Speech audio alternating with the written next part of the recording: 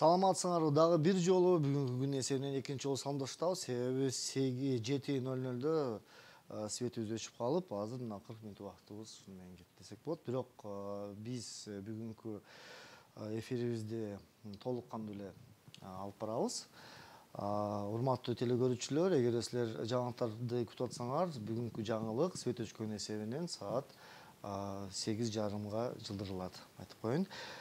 Сиздердин назарыңыздарда коомдук пикир көрсөтүүсү, аны түз эфирде ТМЖ телеканалында жана Т-медианын YouTube жана Facebook социалдык баракчаларынан түз эфирде өзүм айткандай эле көрсөңөр болот. Көрсөтүүнү мен алып барам, аты жөнүм Нурлан Адаев жана ошондой эле менин кесиптешим, жарандык активист, көптөгөн социалдык проектлердин автору жана Ош шаарынын тургуну Акылай Каримова кошо алып барат. Саламатсызбы, Акылай? Бүгүн биздин студиябызда Ош шаардык кеңештин талапкер дагы 3 партиянын өкүлдөрү келип катышат. Аларды мен силер менен тааныштырып кетсем, бул Бирик саясий партиясынын өкүлү Таймураз Исакжанов мырза. Саламатсызбы, Таймураз? Өнүгүү прогресс саясий партиясынан Эрмырза Давыдов. Саламатсызбы, Эрмырза мырза? Жана Эмгек саясий партиясынын өкүлү Тимур Ибраимов мырза. Саламатсызбы, Тимур?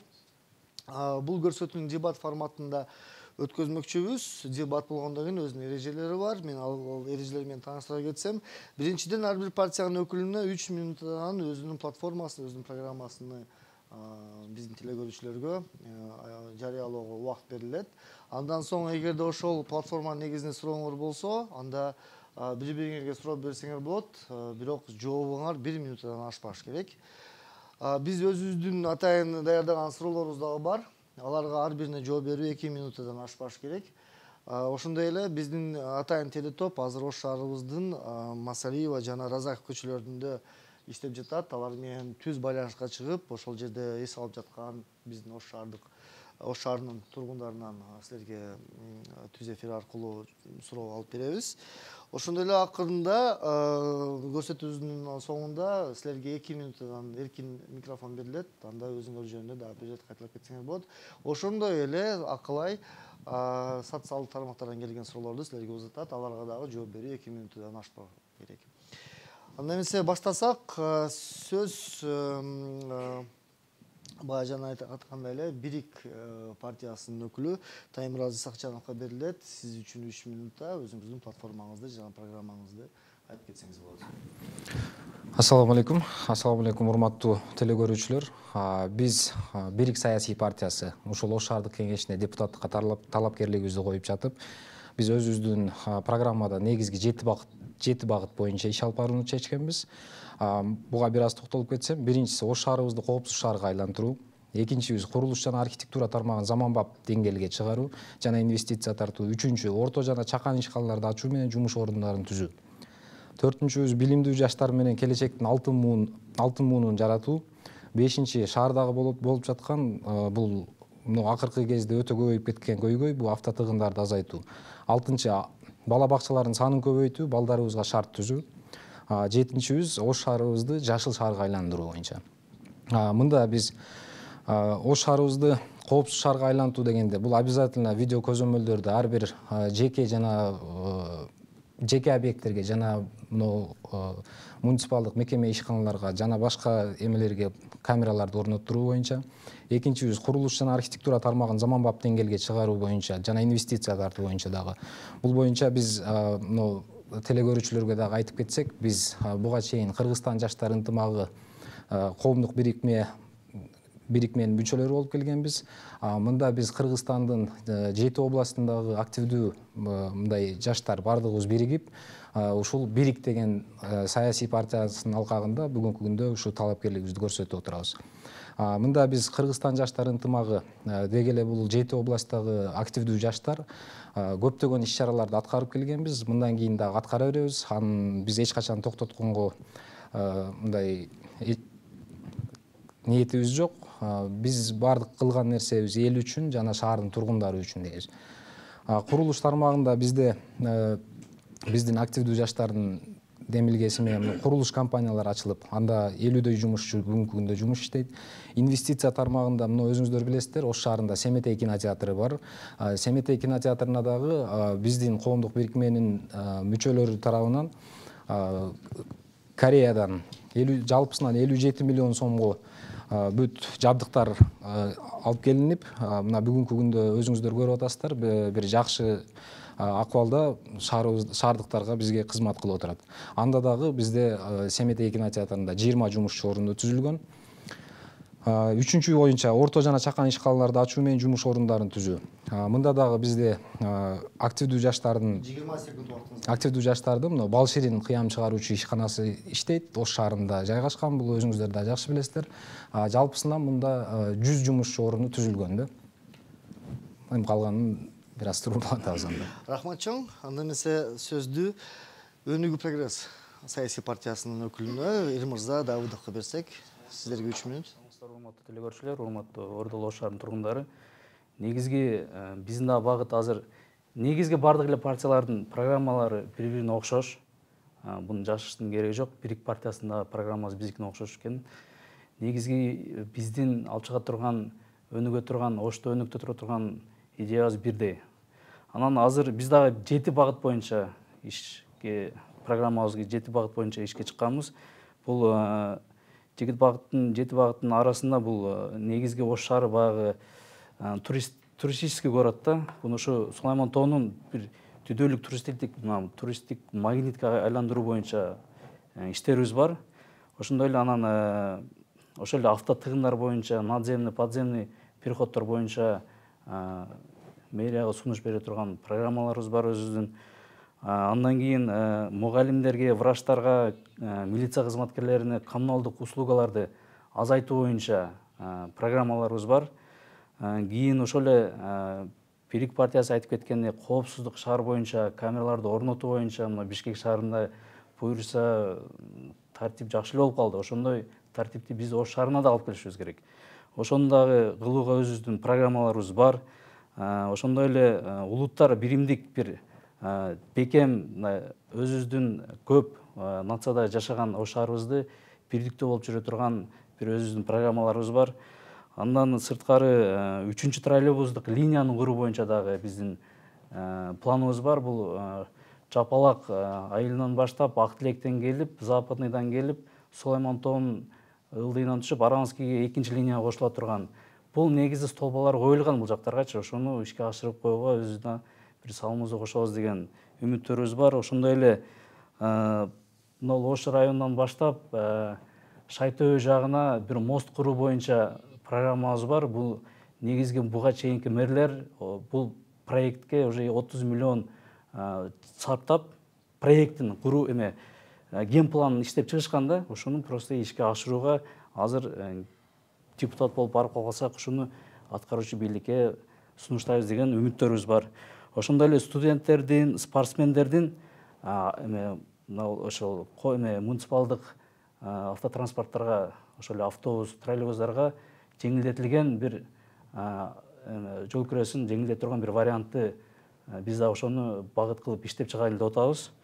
Негизги биздин ушул 20 секунд убактыңыз калды. Негизги ушул биздин автотыгындарды ушу азайтуу боюнча дагы көп сунуштарыбыз бар.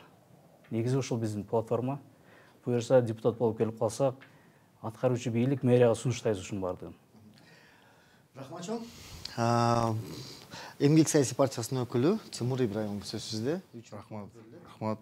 Саламатсыздарбы, урматтуу телекөрүүчүлөр, урматтуу Ош шаарынын тургундары. Биздин Эмгек саясий партиясы Ош шаардык шайлоого аттанып жатып, именно Ош шаарынын тургундары менен сүйлөшүп, өзүбүзчө программа түзгөнбүз.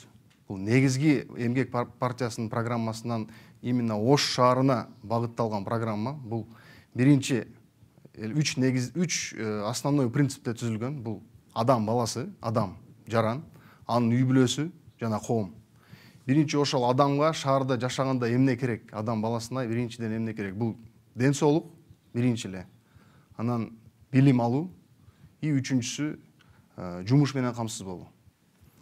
Биринчи ден соолукка кайрыла кетсек, бул азыр Ош шаарында семейный центр медицина деп коет, поликлиникаларда алардын техникалык жабдууларын, орусча айтканда оборудование баарын инвентаризациялоо, алар кандай сапатта, азыр кандай эмеде турат, ошолорду билип чыгуу. Экинчиден, биз азыр Бишкек шаарында быйыл кышта көрдүк кандай чоң проблема менен туш келди. Бул түтүн, смог. Биз ошол Бишкекте кетирилген каталарды кетирбешибиз керек. Ошол эле жашылдандыруу, бак дарактарды кыйбоо. Өзү ар бир шаарда калктын санына жараша коэффициент бар да, канча бак дарак болуш керек ошол шаардын эмесинде. Ошого көңүл буруу. Экинчиси бул билим берүү тармагында. Азыр мектептерди, жаңы садиктерди курабыз деген бул кичине нереальный болуп калат да, реалдуу эмес. Биз ошол мектептерде, бар эле мектептерде, бар эле детский садтарда азыр бир класста 50-ден 60-тан окуучу окуйт. Аны 1 саат 45 мүнөт сабак болсо, анын 15-ини көп болсо сурайт, калганын сурай албайт. Ошондой эле мамлекеттик бала бакчаларда 50-60-тан бир группада балдар. Ал жерге жаңы чоң мектептерди куруп беребиз же садиктерди курабыз деп айткандан алыспыз. Просто ошол бар садиктерди, бар бала бакчаларды, мектептердин территорияларын карап чыгып, эси ошол жерде кошумча класстар, кошумча курулуш пристройкаларды кылып, ошол жерге дагы көбүрөөк мекемелерди, то есть эмелерди курсак болот. Ошол эле класстарды, ошол эле бала бакчаларын негизи. Анан жумуш менен камсыз болуу максатында бул биринчи эле жумушчу орунду түзүш үчүн биз биринчиден орто жана чакан бизнести колдошубуз керек да, шаардачы. Мамлекет тарабынан канчалык жумушчу орундар түзүлбөсүн, бирок частный сектор, частный бизнес, жеке бизнес киришпесе, ал чоң жетишкендиктерге жетпейт ачык эле. Ошол орто жана чакан бизнести колдоп, керек болсо льготный периоддарды салык тармагынан түзүп берүү жана ошол баштап аткан жеке ишкерлерди колдоо. Рахмат, убактыңыз төгөндү. Немесе бири-бириңерге суроо бергенде убакыт келди окшойт. Бирик партиясынын өкүлү Таймураз мырза, кайсы партияга суроо узатасыз? Жооп берүү мөөнөтү 1 минут. Менин суроом Өнүгүү прогресс партиясына. Азыр сиз айткан өзүңүздөрдүн платформаңыздарда мына негизги багыттарыңыздарды айтып атасыздар да. Ушул көп нерсени эле биз сунуштайбыз деп элечи. Сунуштап коюп туруп эле аткаруу бийлигин карап отура бересиздерби же мындай жапа тырмак жабышып ошо аткаруу бийлиги менен кошо иштешкенге даярсыздарбы? Бул экинчи суроом, буга чейин дагы мына Өнүгүү прогресс партиясынан 4 мандат алып 4 жыл бою шаардык кеңеште отуруп келиңиздер. Ушул боюнча аткарган иштериңиздердин жыйынтыгын айтып берсеңиздер. Кыскарак 1 минут. Ооба, негизи баягы законодательный власть, анан исполнительный власть деген бар да. Бардыгыбыз билебиз, бул биз депутаттар мына сунуштап аткан нерсени биз жасабайбыз да буларды. Бул мэрия жасайт, аткаруучу бийлик жасайт. Биз жөн гана чечим кабыл алып беребиз дагы буларга сунуштайбыз. Анан буларды көпчүлүк депутаттар кабыл алып, көпчүлүк депутаттар чечим чыгарып берсе, буну аткаруу бийлигине жөнөтсөк, булар ушул жумуштарды аткарууга киришет. Анан бул жумуштарды аткаруусун контролдоо биздин кайра биздин функцияда. Биз ошон үчүн сунуштайбыз жана булардын аткаруучу аткарып аткан иштерин контроль кылабыз. Бул биздин ушундай багыт. Биз жөн эле муну кылып беребиз деп айткан бул биздин функцияга кирбейт да негизичи. Бардык эле партиялар буларды кылып беребиз дейт. Шайлоого баргандан кийин коалиция түзүлөт. Коалиция түзүлгөн көпчүлүк депутаттар ушул программаларды кабыл алса, анан бул программалар ишке ашат. Экинчи суроо боюнча биз 45 депутаттын арасынан болгон 4 депутат мандатка ээ болгон. 5 секунд убактыңыз калды. Ал жакта 4 депутат оппозицияда жүргөн, бирок жарык шаар долбоору жашылдандыруу боюнча маселелерди ишке ашырышты. Рахмат чоң. Башка сурооңуз жокпу? Жака Өнүгүү прогресс партиясынан Эрмырза мырза кимисинен суроо бересиңерби? Бирик партиясы жаңы партия, булар негизги партиянын багыты боюнча айтып берсеңиз, кандай багытты карманасыздар? 1 минут убакыт. Так, бизде Бирик саясий партиясы өзү Ош шаардык кеңешине насип этип барып кала турган болсок, бизде багыты биз сунуштап коюп эле контролдоп отура турган депутат болбойбуз. Буюрса биз ушул ар бир шаардын тургундарынын жүрөгүнөн орун алган депутаттардан болобуз. Центристтерсиздерби же право-центристтерсиздерби же оңчулдар, солчулдар, ошо кимисиздерди отам да. Биз Ал боюнча мындай айтсак, биз центрист же оппозиция аркы беркиде эмеспиз. Биз бир гана максатты коюп атабыз, биз алдыга эмгекти кыла турган жумуштарыбызды койгонбуз, ошол нерселерди аткарууга биз дайыма даярбыз да. Анан биз сунуштап коюп карап отурган депутаттардан эмес, ошону аткаруу бийлиги менен кошо мындай жапа-тырмак көмөктөшүп аткара турган буйруса балдар болобуз. Биз түз эфирди улап жатабыз. Азыркы учурда Эмгек саясий партиясынын өкүлү өзүнүн суроолорун оппоненттерине берсе болот. Рахмат. Менин суроом Бирик партиясынын өкүлүнө. Сиздер партияңыздардын программасын айтып кетип, Ош шаарынын өнүгүүсүнө чоң инвестицияларды тартабыз деп айтып кеттиңиздер. Ошол инвестицияларды кайсыл жактан кандай жол менен тартасыздар? Ошол жөнүндө айтып берсеңиз. 1 минут убакыт. Сурооңузга рахмат. Жакшы суроо болду негизи. Биз бул инвестицияларды буга чейин деле биз көп эле жумуштар жасап келгенбиз, инвестициялар тартып эле келгенбиз. Бизде негизги багыт биздин өзүбүздүн ички инвесторлорго басым жасоого багытталып атат да. Анан мындан биз азыр жана мен айтканда дагы чоң инвестициялар тартабыз деген жерибиз жок. Мен болгону инвестиция деп айтып өттүм. Ал инвестициянын ичинде дагы мен жогоруда айтып өткөндөй эле Семетей кинотеатрын деле алсак болот. Ошол эле учурда биз чакан ишканаларды ачып атабыз. Ошодон түшкөн көпчүлүк эле акча каражаттарын бизде бүт эле мындай жаштар чогулган. Өзүнүн жашоосунан ашкан нерселерден бардык нерсеге биз мындай жапа-тырмак чабышып акчаларды чогултуп, ортодон эле эч бир мындай спонсор издебей же бир мамлекеттен жардам күтпөй. Бизде негизги мындай принцип бар. Мамлекет бизге эмне кылып берди эмес, биз мамлекет үчүн эмне кылып бердик деген принцип менен да. Инвестициялар тартылып келген, мындан кийин да болот. Чоң убактыңыз соңуна келди. Менде бир суроо бар силерге, урматтуу өкүлдөр, сиздерге биринчи суроомду айтып кетсем. Кече күнү Кыргызстанда жана ошондой эле Ошто чоң дүрбөлөң болду. Көрсөңөр керек. Базарларда, дүкөндөрдө ун сатып алабыз, май сатып алабыз дегендер чоң бир паника болуп, анан кече дагы, ишемби күнү дагы, жекшемби күнү дагы, бүгүн дагы кечке күттүм. Бир дагы саясий партия ушул шайлоого аттанган. Өзүнүн бир үнүн айткан жок да, сөзүн айткан жок. Элдерге бир кандайдыр бир өзүнүн кеп кеңешин берген жок. Эмне кылып аттыңар? Же силер деле ошолор менен кошо базарда жүрдүңөрбү? Же кандай болду? Эмне үчүн силер элдин ушунчалык бир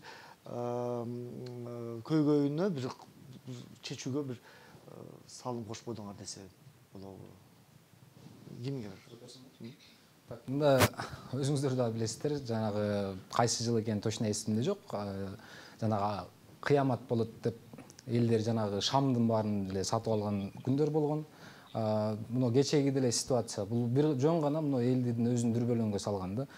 Бизде мамлекеттик резервибизде дагы мындай дан азыктары, буудай, un сыяктуу нерселер бизде мамлекетибиздин тургундарына бардыгына жетиштүү эле чыгат. Мен элдерге жок дегенде бир моралдык жактан болсо дагы бир жок, элдерге биз мындай сөзсүз түрдө моралдык жактан эме кылып аттык. Биз мындай социалдык тармакта же бир мындай эфирге чыгып көрсөтпөдүк. Аны биз ошо базар аралап эле айтып жүргөн кездерибиз болду. Жооп бере аласыңарбы? Кече болгон паникаларда бул эми биз деле мындай ачык бир телевидениядан же мындай дүрбөлөңгө түшпөгүлө деп айткан жокпуз, бирок ар бириздин эле WhatsApp группаларыбыз бар да. Ал WhatsApp группаларда бул жөн эле паника болгону 2 күн паника болот таң баардыгы токтойт. Жок, мен айтып атпаймынбы? Азыр силерде агитационный период. Азыр силер ошол нерсени пайдаланып, өзүңөрдүн атыңарды чыгарып, биз ушундай болуп атабыз, элдер буюрса аны кылдык биз. Мен өзүм мен көрбөгөн жокмун да, уккан деле жокмун. Негизи биз кылган ишти эч ким көрбөйт. Дайыма элечи биз билинбей эле ишти кылабыз. Көп ишти кылганбыз. Анан бирок түшүндүрмө иштерди байттык. Бардыгын түшүндүрүп адамдарга бул жөн эле паника деген сөздөр айтылган. Айттык анын бардыгын. Эми бул азыр уже токтоду. Эмгек саясий партиянын өкүлү жооп бере турган. Биз партия менен бир чоң маалымат берип, антик деп айтсам жалган болуп калат.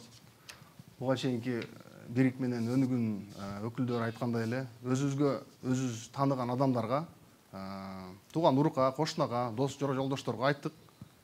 Паникага алдырбагыла, элдер өзүңөрдү паникага алдырып, балалар көтөрүлүп, ошол жердеги соодагерлердин эле соодасы жүрүп атат. Тынчтангыла деп айтып аттык баарыбыз. Рахмат чоң, акылай сурооңуз бар окшойт э? аябай көп. Эң биринчи суроодон баштасак, Гүлгакы Мамасалиева бизди көрүп жаткан азыркы Facebook'та көрүп жатат экен, социалдык тармакта. И суроо мындай: эмнеге силердин араңарда жада калса ошол эле фракциялардын лидерлери катары аялдар кездешпейт? Эмнеге азыр даже ошол дебатта аялдар келген жок деген суроо. Жооп берүү мүнөт 2 мүнөт. Эмиңер даярсыңар бул суроого жооп берүүгө? Жооп берелик. Негизи мен өзүм жаштар канатынын лидеримин 6 жылдан бери. Анан бул жакта бул багыт боюнча мен жумуш алып барган үчүн, бул партияда жүргөнүм үчүн мен өзүм биринчи тизмеде болуп, ушул партияны алдыга карай жылдырып атабыз азырчы. Анан негизи бизде жакшы женский квота жакшы түзүлгөн. Бирок эми азыр бир жаман нерсе айтып койсом болуп калышы мүмкүн. Эми бул жактан кичине кысымдар болду, тизмеден чыгаргыла буларды дегендер болду. Ким тараптан болду? Айтсаңыз болобу? Эми буну айтпай эле коеюн, эми ошондой адамдар бар экен да, эми баягындай. Өзүңөр араңардабы же? Жок. Бул бизде баягы социалдык багытта иштеп аткан биздин эжелерибиз бар. Ошолорду эми тизмеден сиз эмнеге аралашып алдыңыз саясатка?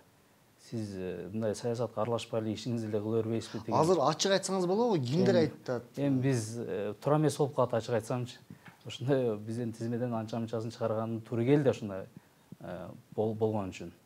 Андай нерселер эми болуп келген, бул нерсечи. Башынан болуп келген. Кечиресиз, сөзүңүздү бөлүп атам. Эгерде сиздер ошол кечиресиз, Элмирза, эгерде сиздер ошол басымга баш ийсеңер, анда сиздер биздин тургундардын, аялдардын укуктарын кантип коргой аласыңар? Биз буюрса шаардык кеңешке келип, бул маселени сөзсүз көтөрүп, буну жөн жайына койгонго аракет кылабыз.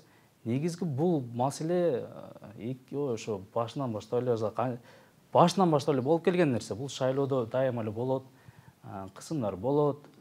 Бул болуп келген нерсе да. Анан ошон үчүн жаштар кичине өзүбүздүн идеологиябызды өзгөртүп, бир нерсени айтса коркпой, жумуш ошондой кылганы аракет кылып атабыз азырчы. Рахмат чоң. Мындай ушул суроого эле аралуу же дагы бир суроо. Эмгек партиясынын өкүлүнө мен билишим боюнча силердин бир талапкерлерге дагы ушундай куугунтоо иштери болуп атат деп өзүнүн социалдык тармагында жазган экен. Ага эмне дейсиз? Силерге дагы ушундай кысым жасалып атабы? Сиздер дагы куугунтоп атабы? Кимдер куугунтоп атат? Ошонун бир атын жөнүн же болбосо ким экенин билип коелу. Жок, мен ал кандидатыбыздын куугунтук болуп атат деген эмесин уктум, бирок аныгын билбейм, ким тараптан болуп атат. Болуп атабы же болбой жатабы. Сиз лидерсиз да, сиз кантип билбейсиз? Эми мындай ситуацияга, бул кандидатыбыз түшкөн ситуацияга ар бирибиз түшүшүбүз мүмкүн да. Орустар айткандай, никто от этого не застрахован. Эми куугунтук болуп атабы, болбой атабы, именно ошол кандидатыбызга мен точносын билбейм. Аны болду же болбоду деп айтсам туура эмес болуп калат. Рахмат чоң, Бирик партиясынан менин бир суроом бар. Ошто мындай сөз жүрүп атат да. Бирик партиясы бул саясий биримдик деген саясий партиясынын ошол негизги тизмесине түшпөй калгандардын өзүнчө бир ошол бийлик өзүнө лаялдуу адамдарды дагы бир кандайдыр бир жергиликтүү кеңештерге коюу үчүн ушул партияны түзгөн деген кеп сөздөр жүрүп атат. Бирик партиясыбыз лидериңер ким? Акчаны каяктан алып атасыңар? Так, жооп берелин. Мындай ар бир шайлоодо эле деги эле жогорку кеңеш болобу, же шаардык кеңеш, же жергиликтүү кеңештеги шайлоолордо эле мындай бул ар бир кара пиар жүрүп эле келген да. Биздин биримдик партиясына эч кандай тиешебиз жок. Көчөдө деле көп эле угуп калабыз. Бийликтин партиясы экенсиңер, бийликтин жаштардын партиясы экенсиңер, көчөдө деле бизге көп эле суроо болуп атат да, мындай финансыны каяктан алып атасыңар деп. Бизде партиябыздын дагы бир ирет телекөрүүчүлөргө айтып кетейин, биз биримдик партиясына эч кандай тиешебиз жок. Финансы маселесин айта турганбыз жок. Финансы маселесин буга чейин деле айттык. Биз Кыргызстан жаштар ынтымагы коомунда бизде республика боюнча жалпы 2,5 миңден ашуун биздин активист балдар бар. Анын ичинде бизнесмен балдар бар, жеке ишкер, мамлекеттик, мындайча айтканда бүт тармактын балдары бар да. Ушулар эле бардыгыбыз биригип, мына лидерибиз бар, Кылычбек Исамамбетов деген. Ал менен биз лидерибизди шайлап, мына буюрса ушул нерсеге аттанып отурабыз да. Дагы бир жолу айтып кетейин, Биримдик партиясында эч кандай тиешебиз жок биздин. Акылай. Биз ишенсек болобу, Оштун тургундары сиздердин партияңыздардын баары шайлоо кампаниясы бул деген жөн эле формалдуу процесс, анткени сиздердин социалдык тармактарыңыздарда же болбосо массалык маалымат каражаттарында бир дагы ошол сиздер азыр айтып аткан платформа жөнүндө сөз жок. Биз издеп көрсөк дагы сыйпалап таппай калдык да. Демек бул формалдуу эле процессби? Сиз айтып калдыңыз, эми эртең чыгарып коебуз анда. Эмгек партиясы кандай жооп бересиңер? Эми бул биз айтып аткан партия, биз айтып аткан программалар, бул основной кандидаттардын ар биринин өзүнүн направлениясы бар. Чынын айтканда социалдык тармактарга көп көңүл бурган жокпуз, ачык эле. Мындай ар бир кандидатыбыздын өзүнүн кыла турган иши бар. Биздин кандидаттарыбыз шаарда өскөн, шаарда туулган, и шаардын проблемасын эң жакшы билген кандидаттар. Анда бул бир партиянын иши эмес, ошол партиянын өкүлдөрүнүн иши болуп калабы? Ар бир өзүнүн программасы барбы? Идеологиялар барбы силердин? Идеяңар барбы? Ошол өкүлдөрдүн баардыгы биригип атып, ошол программаны түзгөнбүз да. Ошол бир программа. Кана каяктан көрсөк болот ошол программаны? Азыр эле айтып кетпедимби? Эч жерде жок го, социалдык тармактарда мына азыр шайлоо кампаниясы башталды, эч жерден таппайбыз. Программаларыбыз боюнча баардык раздаточный материалдар бар, алар берилет ар бир штабтарыбызда. Мына агит кампания эми башталды, буюрса алдыда 1 ай бар дагы. Баардыгыңыздарды тааныштырып, баар жөнүндө айтып беребиз. Рахмат чоң, мен Өнүгүү прогресс партиясына бир сөз берип кетейин. Азыр Эмгек партиясынын талапкери бир жакшы сөз айтты. Бул Ошто өсүп чоңойгон, ушул жердеги жашап аткан жаштардын партиясы мындай партияңарда ошол мүчөлөр бар да. Бирок Эмгек партиясында БШК Өнүгүү кечиресиң, Өнүгүү партиясында БШКнын порталында карасак биз бир кандидатыңар азыр Жалал Абадтын шаардык кеңешинин депутаты экен. Экинчи кандидатыңар бул Ошко эч кандай тиешеси жок, даже катуу да жок экен. Негизи баягы бизде Жалал Абадта депутат деген ал 1 жыл мурун мандатын тапшырып берген. Негизги иши бул жерде Ошто. Негизги иши мурдатан өзү Жалал Абадта жашаган үчүн талапкерлигин коюп ал жактан депутат болуп 1 жыл мурун. Ал азыр эч кандай тиешеси жок. 1 жыл мурун тапшырып берген. Мандатын азыр Неге тапшырган билсек болобу? Негизги буларда баягы Өнүгүү прогресс партиясы Жалал Абадта 1-чи орун алган. Ал жакта ичара өздөрү келишим түзүп, баягы бардык кандидаттар иште албаганарды алганбы? Жок. Бардык кандидаттар депутат болсун деген принцип карманышкан булар. Ошон үчүн 1 жыл депутат болуп, экинчи артында жазылган кандидаттарга өткөрүп берип, ушундай жумуш алып барабыз. Мисалы, мен сизди шайласам, сизге ишенип болот. Сизге лично сизге ишенип шайласам, 1 жылдан кийин таштап кетип каласызбы? Жок. Биз азыр Өнүгүү прогресс. Эми силерде ушундай бар турбайбы Өнүгүү прогресстечи? Эми бул жакта ротация деген нерсе бул жакшы нерсе негизичи. Бул ал жакта Жалал Абад шаарында биздин өкүлдөр көпчүлүгү аткаруу бийлик мэрияга жумушка кетишкен. Ошол жакта мандаттын көпчүлүгү ошону тапшырып, коалицияда биз биринчи месте алганбыз, коалициядабыз. Биздин первый вице-мэр депутат болуп, кийин первый вице-мэр болду. Ушул муниципалдык ишканаларга биздин адамдар жайгашкан. Ушундай ротациялар болуп, ушундай жумуштар аткарылды. Тимур мырза, Таймураз мырза, өкүңөргө Тимур мен Таймуразга ишенсе болобу? Эртеге силерди шайлап койсок, барсаңар. Мисалы, мен Таймураз сизге ишенип, сизди шайласам, бир 6 айдан кийин же 1 жылдан кийин мен депутат болбойм, мен кетем деп, же болсо башка бирөөгө өткөзүп бересизби? Мен ишеничимди тепселеп мындай дегенде. Мен бир гана сиздин ишеничиңизди эмес, мына шаар тургундары бардыгы ишенип. Мен шаар тургунмун да. Эми башка шаар тургундарына деле мына эфир аркылуу кайрылып кетким келет да. Толук кандуу ишенсеңиздер болот. Мен буга чейин да иштеп келгем, буга чейин деле элдин көптөгөн көйгөйлөрүн мындай чечип бербесек дагы, бир аз болсо дагы ошол көйгөйлөрүнү чечкенге жардам берип келгенбиз да. Негизги биз депутаттар аттанып аткан нерсебиз программабызды ишке ашыруу үчүн аттанып атабыз да. Программаны ишке ашыруу бул аткаруу бийлигинде да. Мен ушул программа менен депутат болуп барсам, мага аткаруу бийлигине сунуш келип, бул жакка иштеп ошо программаны аткарууга өзүң салымын кош десе, мен ошол жумушка барып ушул программаны аткарууга салымын кошом. Рахмат, акылай сизди суроо. Бул жерде суроо сизге, бул жерде сиз айтып атасыз, коопсуздукту биринчи орунга коебуз депчи. Айтсаңыз, бизде мына былтыры азыр деле ОПГ маселеси аябай курчуп турат да. Сизге суроо, ошол ОПГ менен кандай бир иш-чараны алып барасыздарбы? Бул бир. Экинчи, сизге өнүгүү прогресс, сиздер 4 депутат биздин шаардык кеңеште отурат, анан ошол скандал болуп чыкканда, ОПГ скандалы болуп чыкканда эч кимиси үн каккан жок да. Бул эмнени түшүндүрөт? Өнүгүү прогресстин ОПГга болгон өзүнүн позициясы жоктугун билдиреби? Ушул уюшулган кылмыштуулук боюнча айтып кетсек, мында уже чынында биз шаардык кеңешке буюрса барып кала турган болсок, албетте ал жакта бул боюнча үн кагыш болот. Бирок кайра эле биз именно сунуш берген катары болобуз да. Ал боюнча чара көрүү боюнча ички иштер министрлигинин тиешелүү бөлүмдөрү өздөрү иш алып барышат. Ушул маселе боюнча бул маселе боюнча тийиштүү органдар иштеп атат да.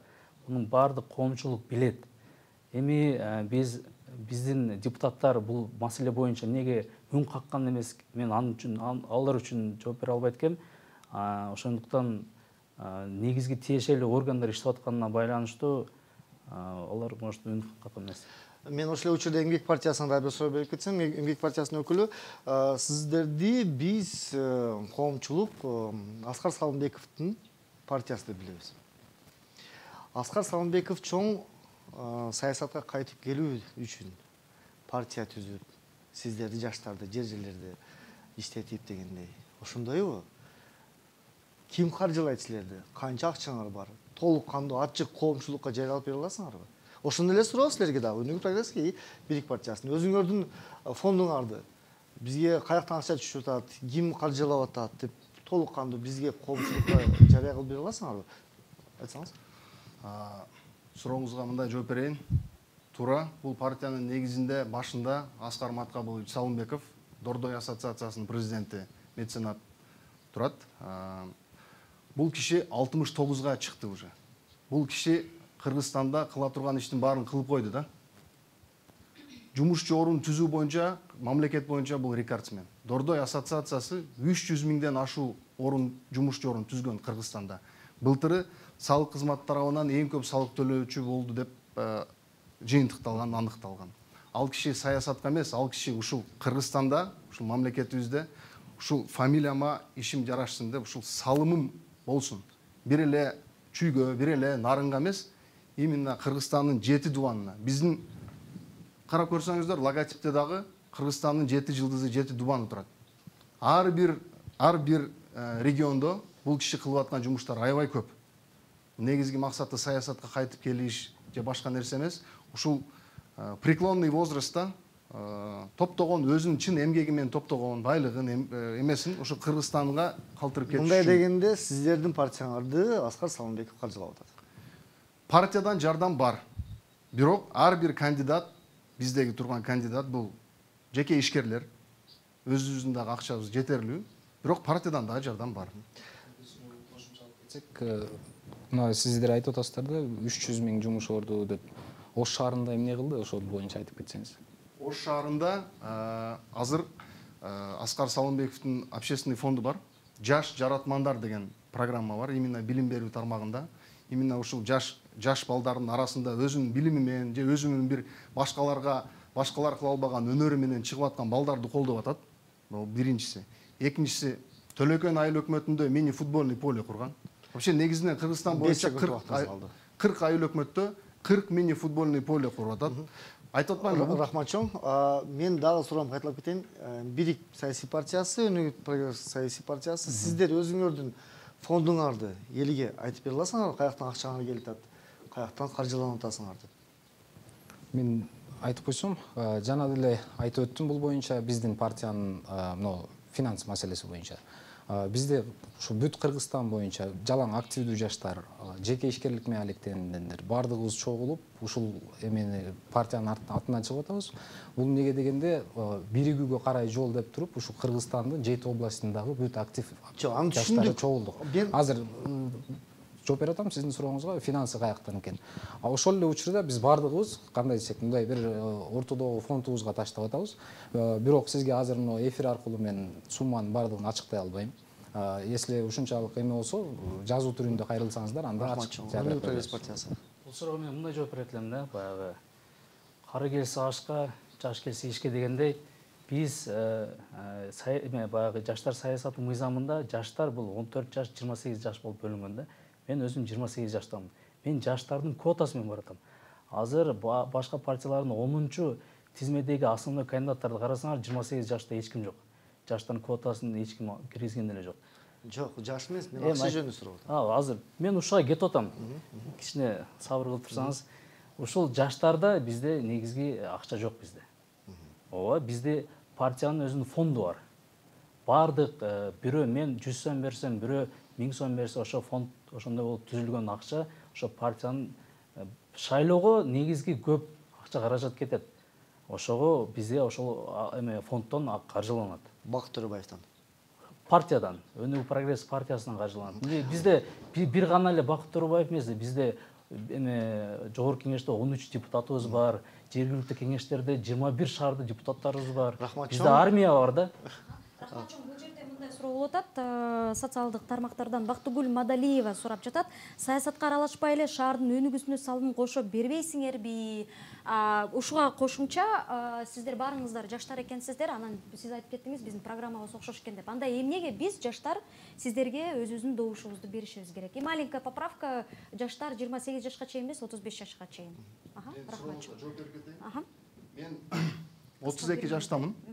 32 жаштамын. Саясатка буга чейин bundan 2 ай мурун эле саясаттын сыйсын дагы билген эмесмин. Шайлоого өмүрүмдө катышкан эмесмин. Бирок шаарда айтып атпайбы, депутат болбой эле иш кылбайсыңарбы, жумуш жолун түзбөйсүңөрбү деп. Мен шаарда 6 жеке ишканам бар. Ошол ишканаларда 180 жумуш жолун түзгөм. Ар бири 15 000, 20 000 сомдон зарплата алышат. Лично мен өзүм бир кандидат да бул. Эмгек партиясынын кандидаты. Жылына салып төлөйбүз мамлекетке. Мамлекеттен бир тиын сурабайбыз, берсек беребиз, албайбыз. Партиябызда жалаң эле ушундай балдар. Ушул сурооңузга. Эмнеге келетасыздар саясатка? Ошол иштеп эле жатпайсыздарбы? Жок, ошол мен ошол именно бизнес тармагындамын да. Чоң бизнесте эмесмин, орто жана чакан бизнестемин. Ошол сууда сүзүп жүрүп, суунун астындагы подводный камни билем да, кандай эмелер бар. Ошол сизге бир нерсе жакпайбы ошолдо? Же бир нерсени оңдооңуз келет? Эмнеге? Же өзүңүздүн бизнесиңиз үчүн? Же өзүңүздүн бизнес коргоо үчүнбү, чоңойтуу үчүн келип ал жерде менин бизнесим коргой турган бизнес эмес.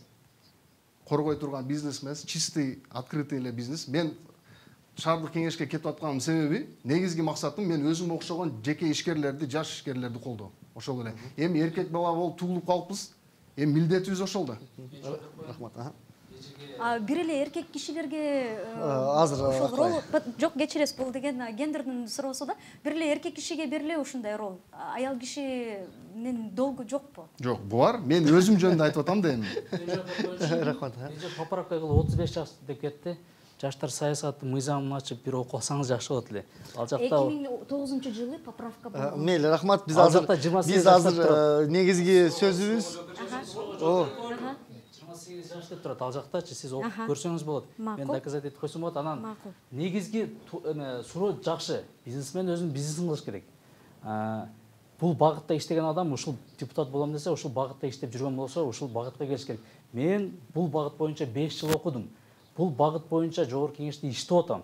Мен ушул багытка келсем болот да, бизнесмен, башка ишкерлер өзүнүн багытын менен кетсе жакшы болмок да. Таймураз, бир сөз сизге. Сиз билимиңиз боюнча кимсиз? Мен билим боюнча менде эки биринчи билимиңиз боюнча. Биринчи билим боюнча экономист, экинчи билим боюнча. Экономистсиңизди кыла бербейсизби?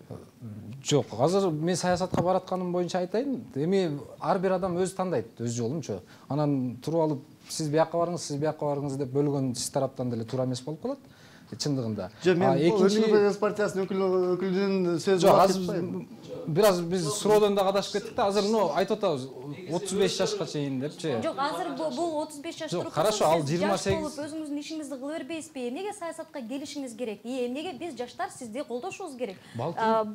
Мисалы үчүн бул жерде деле жаштар бар экен, бул жерде деле жаштар бар экен. Эмнеге именно сизди колдошубуз керек? Балким ошо саясатта мен жетпей аткандырмын. Эмнеге жетпей? Мен айтып атам, биздин партия бир гана сунушту берип коюп эле карап отура бере турган партия болбойт буюрса. Же ошондой депутаттарыбыз болбойт. Бизде сунушту бердик, ошонун аркасынан түшүп, ошол жерде биздин жардамыбыз керек боло турган болсо, жана көптү көрсөгөл болот дегендей эле. Жанагы бир жеңден кол чыгарып эле. Ошол нерсени биз бүтүргөнгө аракет кылабыз да. Азыр эмнеге биз ишенишибиз керек? Эмнеге ишенишибиз? Биз айтып атабыз, мына биз биз айтып атабыз, буга чейин деле биз жасап келгенбиз көптөгөн иштерчи. Азыр анын бардыгын айта турган болсом, эфирдеги убакыт деле жетпей калат. Просто мен бир сөз айтып коеюн. Негизи Кыргызстан жаштарынын ынтымагы бул коомдук бирикме саясатка аралашпайбыз деп айткан сөзү бар эле да. Азыр сиздер саясатка аралашып алыпсыздар. Мен ошону кичине түшүнбөй калдым. Анан биз айткан нерсе баягы бардыгы өзүнүн багыты менен кетсе, өнүгүү сен барып экономист болуп иштебейсизби дегендей эле болот. Негизи айтып аткан биз өзүбүз чечебиз да. Ооба, өзүңөр чечесиңер, бардыңар. Негизи өзүнүн түшүнгөн багыты менен барса, өнүгүү болот эле дейин да. Ошону айтып. Жок, бизде эми мындай, мен деле бир кичине өзүмдүн ушул полемикага салым косуп койсом, эми баардыгыбыз Кыргызстанда жашайбыз. Анан баягы точно мындай ишти аткарабыз деп айта албайбыз эч кимиз. Барганда может сиз оппозицияда болуп каласыз. Оппозицияда азчылык добуш менен сиз бир да программаңызды аткара албай каласыз. Демек сиз өзүңүздүн генеральный линияңыздан тайманасызбы? Партиянын линиясынан. Бул жакта башында мен сиздерге айтып кеттим го, баягы аткаруучу, чечим чыгаруучу бийлик. Анан чечим чыгарып беребиз. Аны көпчүлүк депутаттар колдосо чечим чыгара алабыз да. Кечиресиңер, мен азыр дагы бир сөз айтып коеюн, урматтуу биздин коллегалар. Азыр биздин Ош шаарынын Разакова жана Масалева көчөсүндөгү атайын теле тобубуз иштеп жатат. Алар эмне болду экен, азыр байланышка чыгууга аракет кылабыз, бирок сөзүбүздү аяктаган жокпуз. Дагы бир кичинекей суроо. Жок, чыкты. Марат мырза, саламатсыздарбы? Биз Ош шаарынын так ортосу, тагыраагы Жим көчөсүндө турабыз. Анын жанында Чынар терек аллеясы. Азыркы учурда жергиликтүү тургундардан суроо узатууга 3 жаран келишти. Азыр биринчиден баштай берели. Сиз азыркы дебатта турган партияларга кандай сурооңуз бар? Азыркы менин суроом постоянно дайым свет өчө берет да. Жамгыр жапканда свет, суу, ош тез.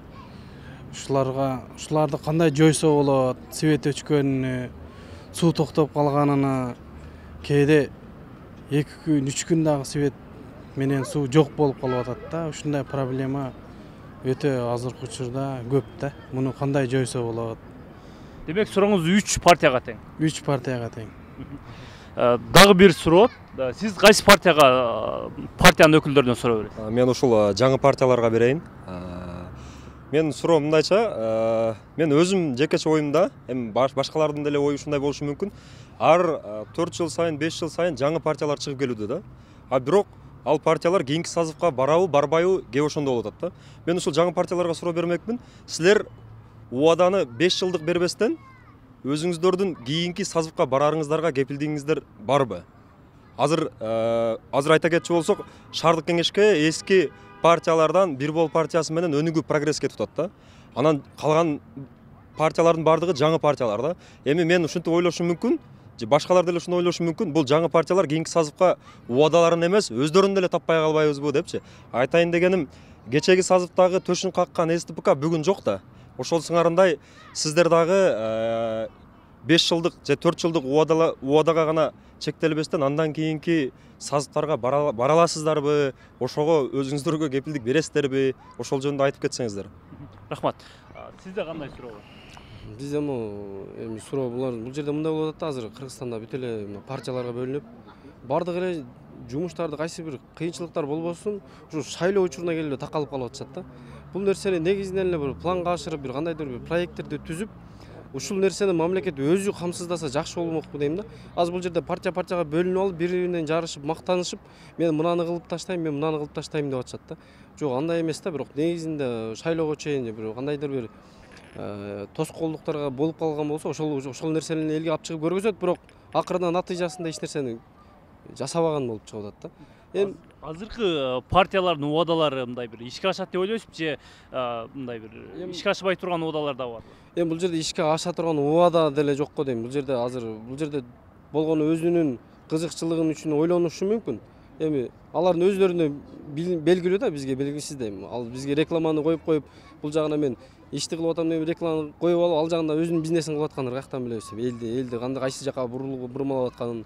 Мисалы мына жолду, мисалы пробкаларды чечип, бир маселеге чечип берсе болот, бир жак кандайдыр бир жолдорун чоңураак бир двухсторонкадан кылып, ар бир эменичи. Мисалы, как обычно, жамгыр жаганда суу өчүп калат, свет болбой калат. Ушуга окшогон проблемалар дейм мисалы. Урматтуу студиядагылар, бизден көрүүчүлөр мына ушундай багытта суроо беришти.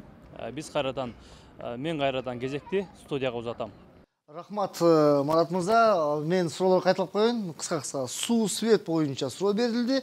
Жаңы партиялардын ишенсе болбойбу жана ошол мамлекет өзүнүн функциясын өзү аткара бербейби?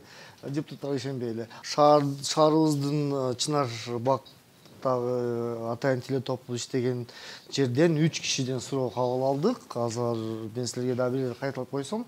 Биринчи суроо бул суу, свет, газ маселеси боюнча. Эмне үчүн свет көп өчөт деген суроонун бир тургуз көтөрдү. Экинчи суроо жаңы партиялар тууралуу. Жаңы партиялардын пайда болосуңар да анан кийин жок болуп кетесиңер дегендей кылган суроо берилди. Анан үчүнчү суроо шайлоого пландоо боюнча мамлекет өзүнүн ишин аткарсын, депутаттар эмне үчүн өзүнүн ишин жакшы аткара албай атат деген суроо болду. Анда эмесе бир-бирден берсек, ошол эле Бирик партиясына жооп берип койсоңуз 2 минут. Так, биринчи свет боюнча айта кете турган болсом, электр энергиясын. Электр энергиясы буга чейин өзүңүздөр билесиздер, мына 2010 жылдары мындай ошол убакта өтө көп өчүп келген. Азыр мына быйылкы жылда деле мына кыш убактысындагы айта турган болсок, Кудайга шүгүр жакшы эле, кыш ичи жакшы эле өчпөй эле келди. Эми бул деген анча-мынча жерде жанагы авариялык учурлар болуп калышы мүмкүн. Шаарларда эми бул мындай жакшы эле көрүнүш десек болот да, анча-мынча жерде мындай релейный өчүп турган нерселердинчи. Бүгүн биз деле өзүбүз күбө болдук да. Эми бул мындайча айтканда техниканын эмеси да. Суу боюнча айта кете турган болсом, суу боюнча дагы айтсак, бизде шаардык мэриядагы көптөн бери ушу таза суу маселесин чечүү боюнча алгылыктуу эле иштерди алып келатат. Бизде Санкт-Петербург көчөсү жакта дагы суунун 6000 кубтук резервуарлары курулуп бүтүп калган. Суунун резервуарлары дагы курулуп бүтүп калган. Андан сырткары дагы мэриянын өзүнүн деле программасында таза суу маселесин чечиш боюнча бир мындай өтө жакшы программалар бар да. Үчүнчү эмебиз жаңы партия деп атат. Жаңы партияга биз кепилдик берсек болот. Буюрса бизде деле партияда жалаң жаштар, ар тармактуу ишти алып барган жаштар. Биз толук кандуу кепилдик бере алабыз. Себеби биз дагы жети өлчөп бир кескен партиябыз. Ушуну дагы биз ишендирип айтып кеткенге 20 секунд калды эле. Үчүнчү суроо мамлекет өзүнүн функциясын жакшы аткарбай атабы, эмне үчүн депутаттар деп. Ошо буга деле айтып кетсек, мындай ынтымак бар жерде ырыс бар дегендей эле. Ынтымакта эле бардыгы аткаруу бийлиги дагы депутаттары деле бирге иш алып бара турган болсо, биз ойлойбуз көптөгөн ийгиликтерге бирге жетишебиз. Рахмат чоң, убактыңыз бүттү. Өнүгүү прогресс партиясынын өкүлү. Электр энергия суу боюнча маселе. Электр энергия дайыма эле бир каржы маселесине келип такалат. Жабдыктарыбыз эски. Бул маселени чечүү боюнча дагы мэрияга өзүбүздүн сунуштарыбызды айтабыз, көтөрөбүз бул маселелерди. Суу боюнча бул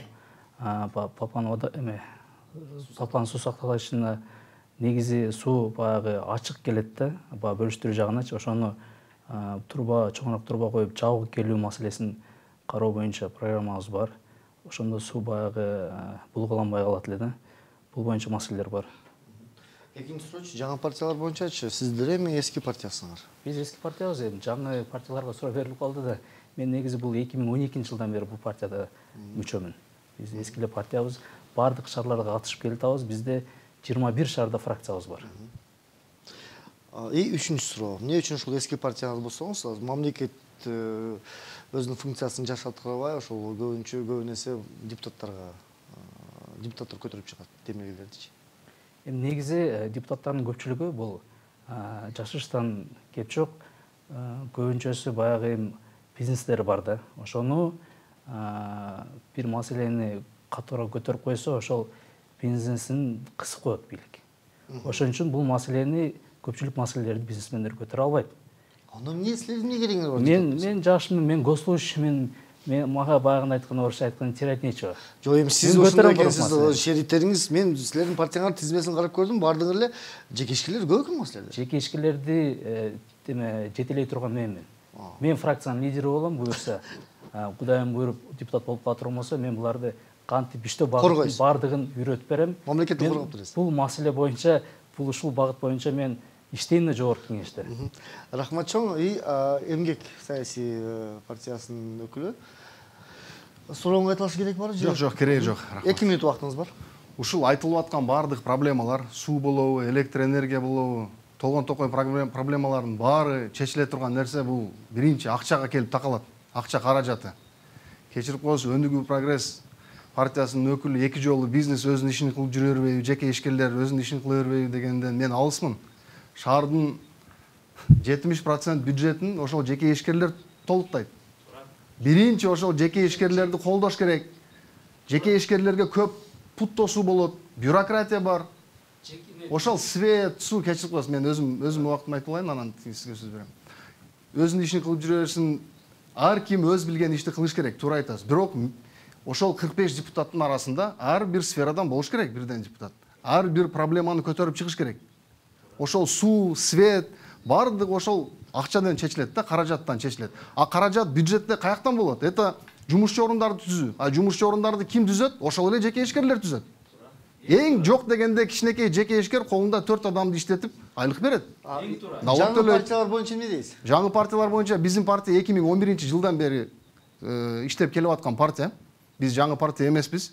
Буюрса кандидат депутат болуп өтүп калсак, ушул эле партия менен дальше барабыз. Потому что биздин оюбуз ушул партия менен, ушул основной партиянын немеси бир, принциптерибиз бир. Үчүнчү келет. Үчүнчү суроо шайлоо алдында эле ушул бүт проблемалар чыга калат экен да, эмне үчүн ого чейин мамлекет чечпейт, эмне үчүн депутаттар силер көтөрөсүңөр, эмне үчүн ал өзү чечип келбейт? Эми структура ошондой түзүлгөн да. Мамлекеттик иштилер иш кылат, бирок депутаттар бир жасалып аткан ишти үстүнөн контроль кылбаса ойду келди болуп кетет. Кечиресиз. Бизнесмендер баягы эң жакшы жумушчу орунду түзүп аткан бизнесмендер, бирок баягы айтканым, бизнесмен баягы коопсуздук жагы буларды аксайт да. Көпчүлүк биздин коопсуздук жагы булар аксап аткан үчүн, көп кысым болгон үчүн, ошол эле текшерүүлөр көп болгон үчүн булар депутатка көпчүлүк аттанышат. Бул Эмгек партиясына репликаңыз барбы? Реплика берип коеюн. Сиз айтып аткан нерсе бир баягы килейген жоң бизнес империяларды айтып атсаңыз керек Кыргызстандачы. Биздин бизнесмен дегеним бул орто жана чакан бизнес. Чоң бизнес менен орто жана чакан бизнестин айырмасы чоң. Туура, эң туура. Биз мындай бирөөдөн коркуп же бирөөдөн үркүп эме кылган жерибиз жок. Биз өзүбүздүн ишибизди, эмгегибизди ак кылып атабыз. Эч жерден корко турган жерибиз жок. Рахмат. Биз корксок бул жака вообще эмгек, мен корксом Эмгек партиясына барбайт элем, мен биримдик менен барат элем да. Ачык эле айтып коеюн мындай. Туура, негизги айтып атканым бул депутаттардын көпчүлүгү деп атам.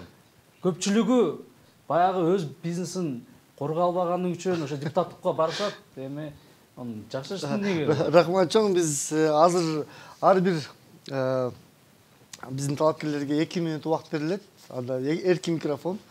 Бүгүнкү дебатта болгон айтылган сөзүңөргө может айтылбай калган өзүңөр оюңарда бир сыйра бир айтып койсоңор, анда эмесе эми ар деле бириктен баштабай Эмгек партиясынан баштасак, себеби Эмгек партиясы сизге 2 минут эркин микрофон. Рахмат. Эми биздин партия, Эмгек партиясы бул жалаң эмгекчилердин партиясы.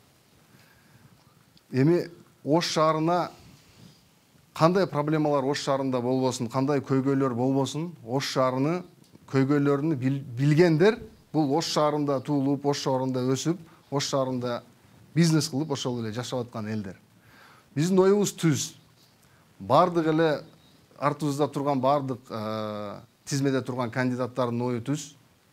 Ушул шаарга колубуздан келген кызматты кылып, шаардын өнүгүүсүнө өзүбүздүн салымды кошуп, буга чейинки партиялар кылбаган иштерди кылып, эми жөн эле шайлоочу болуп олтура берсек, олтура берет экенбиз. Шанс бар, возможность бар, аттанып көрөлү.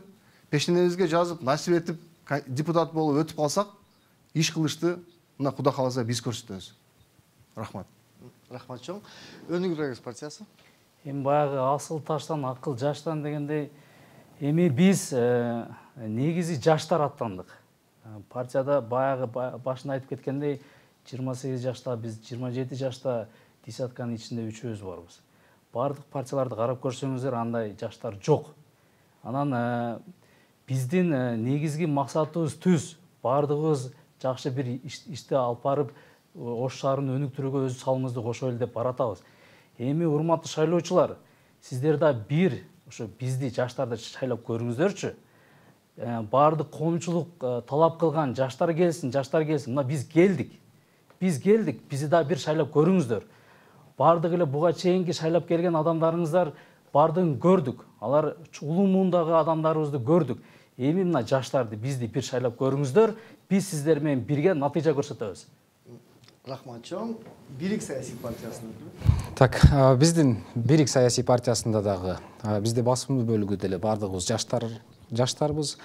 Биз деле буга чейин эмгектенип келгенбиз. Биз деле кааларыбыз өнүгүп кетүү. Бирок бир гана ушул бардык нерсе, бир гана бириксек боло турган нерсе да. Ушуну баса белгилеп кетким келет.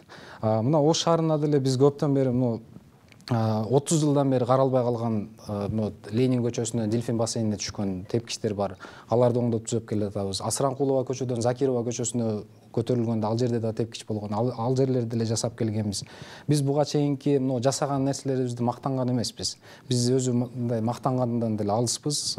Просто ушул бүгүнкү күндө дебатта айтууга туура келип атат. Себеби дегенде биз жаңы партиябыз, биз кылып келген иштерди көпчүлүк эл деле билбейт десек болот. Биз бир гана Ош шаарына зацикливаться этпей, Кыргызстан боюнча бардык жеринде да иштерди кылып келгенбиз. Буга чейин деле Ош шаарын жашыл шаар кылабыз деп атабыз. Нарымдын Акталасына деле, Оштун өзгөн, Ош областынын өзгөн районунда жалпысынан кошконубузда 5000ден ашуун бактарак тигип келгенбиз да. Бүгүнкү биздин шаардын тургундарына эмне демекчимин? Чөнтөктөн эмес, жүрөктөн шайлаңыздар. Ушул партиялар көп, бирок иштей турган жигиттер ошол партиянын ичинде деле мындай азыраак бөлүгүндө болушу мүмкүн да. Биз буюрса, ишенип добушуңузду берсеңиз, ошол нерсени актаганга даярбыз. Биздин партияда бүт карапайым элдин ден чыккан, суурулуп чыккан активдүү балдар деп айтсак болот да. Добушуңуздарды бериңиздер. Рахмат чоң, урматтуу телекөрүүчүлөр. Ошондой эле өтө көп суроо акылай. Мен адашпасам, социалдык тармактардан келди бизге. Бирок анын бардыгыны убакыт тардыгына байланыштуу бере албай калдык. Бирок талкуубуз кызуу болду деп ойлойм. Рахмат чоң, эфирде коомдук пикир көрсөтүүсү болду. Эртеге саат 19:00 ушул студияда жана ТМЖ телеканалынын түз эфиринде, Т-медианын YouTube жана Facebook баракчаларында түз эфирде дагы бир дебат өткөрөбүз. Ага биз Кыргызстан либерал демократ партиясынын өкүлдөрү, Мекеним Кыргызстан жана Биримдик партиясыны чакырабыз. Анда эмесе биз менен болуңуздар. Рахмат чоң.